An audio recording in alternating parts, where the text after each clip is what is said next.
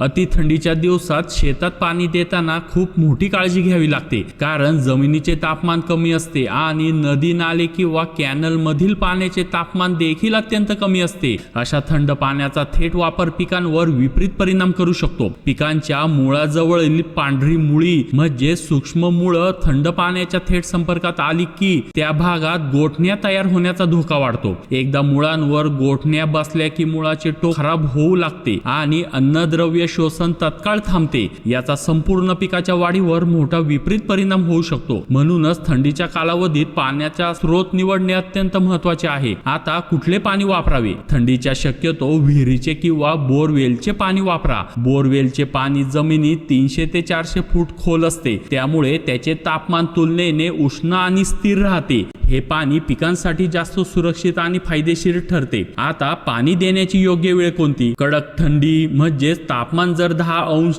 सेल्सिअसच्या आसपास असेल तर पाणी देणे टाळावे किंवा खूप कमी प्रमाणात पाणी द्यावे। शक्य असल्यास पाणी दुपारच्या वेळेत द्यावे, कारण त्यावेळेस तापमान थोडे उबदार असते। तुमच्या परिसरात तापमान किती दिवस कमी राहणार आहे हे समजून घेतल्यानंतरच सिंचनाचे नियोजन करावे।